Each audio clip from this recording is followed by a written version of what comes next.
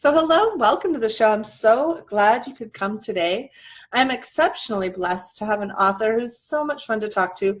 Her first name happens to be one of my favorite names on the planet. It's not the only reason I invited her, but, but Isabel Hundt has the same name as my oldest daughter, Isabel. So welcome to the show, Isabel. How are you? Thank you so much, Remy. I'm doing great. I'm really doing great. And I'm so happy we finally connected and can see each other face to face. I know we connected before a couple times, but it's awesome to get to talk to you. And just for everyone who doesn't know her work, Isabel wrote the book, The Power of Faith-Driven Success, and she's an empath, so she's fully aware of what happens when we walk into a room and we sense all kinds of things, right, Isabel? Yes. Tell me a little bit more about that, like being a healer and being an empath. It's quite interesting, actually, especially that I don't quite fit the mold of an empath. Maybe I have, but before I was 18, I was known growing up as introvert. Better don't talk to me. Just put me in the back of a room in the classroom.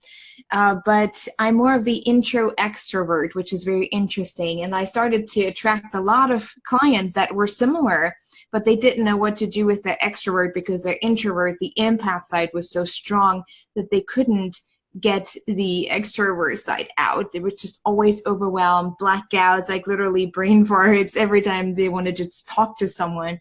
And so I coined that term about 2.5 years ago by now, Empath-Warrior, the extrovert within the introvert, and helping people to balance both of those. So that is pretty much my journey that I've had to go through to acknowledge the introvert and see what the needs are of the introvert so I can use the extrovert for the impact that I wanted to make as an entrepreneur. I think I'm an introverted extrovert. Probably, I could see that. Because I'm really outgoing, and yet there's this part of me that likes to be completely like alone. Yes, really alone.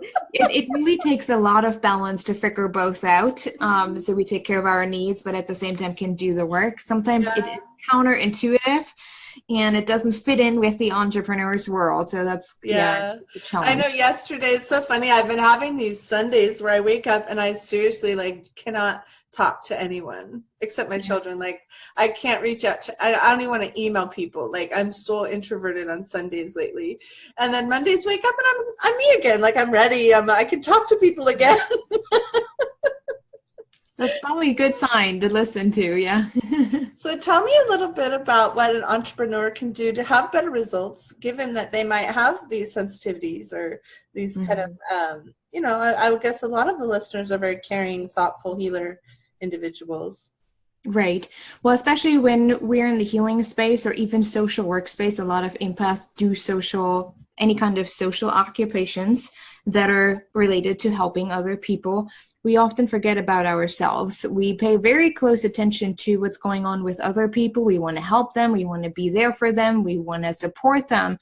But at the same time, what I have realized is that we get emotionally very overwhelmed because we don't take a look at the mirror work that's happening with our clients.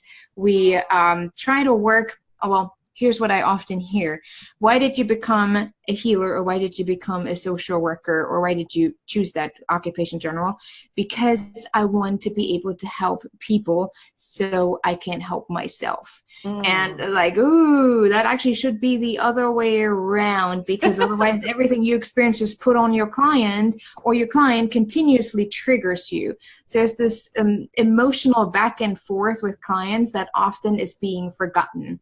And what I've realized myself with working with other empaths, that they often totally ignore their own emotional world and the navigation, how they can navigate through this and the actual message of their emotions. They are so focused on helping everyone else that they feel better by helping them, because it keeps them away from having to deal with their own stuff. I'm sure none of our listeners have ever gone through that. No, I haven't. So Isabel, what inspires you? What gets you all inspired and ready and creative? What inspires me is actually if it's almost like I can fly over the earth and can take a look, and I see how things are moving. It might look sometimes really dark, but from my view, it actually doesn't. I work a lot with younger generations, especially young adults under 35, and I see a lot of hope with it within that generation. A lot of waking up emails that I get every single day, especially from guys, and that is getting me really set on fire when I get emails from guys that are under 35 saying, hey, I totally relate what you're saying. I just don't know how to bring the men side of that with that sensitive side of me together so people still take me seriously. But that really fires me up because I have it every day in my mind. The more we learn about emotions, and that's pretty much what I speak on stage, that I coach on when I don't work with my individual clients. When we are able to really listen to our own emotional world and being able to navigate those and understand the message and become more reflective instead of reactive, we are able to change how we relate to other people. That helps us to create deeper relationships where we can really have an impact. That just starts a whole ripple effect that impacts the community, impacts the nation, and impacts the world. And that's just thinking about that gets me totally up every single morning. It's like, okay, God, I'll take it on. It's so interesting. Lately, I've been working not only with entrepreneurs, but I've been kind of leveraging myself to work with higher level individuals who work with entrepreneurs. So it's really been fascinating as I've kind of like let go of some of the need to have that sort of like have to heal everyone I play with, and shift into like, okay, where can I play where I'm helping the most people with my gifts? And it's a very different energy. It's like once you stop needing to have that complete emotional connection with every single person who's benefiting from you, and you pull back that requirement, it's so interesting how much more is available, isn't it? Isn't that crazy? Definitely.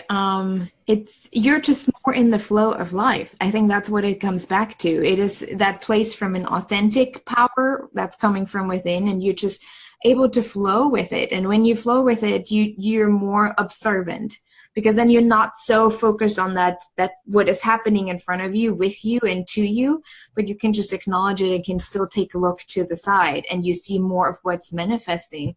I think one thing that I've realized about especially healers or anyone who works with the law of attraction within the healing space or social work space is that they're so afraid to have any kind of low vibrating emotions or negative thoughts, because they think if that's what they're going to have, that's what they're going to manifest immediately, which is not true.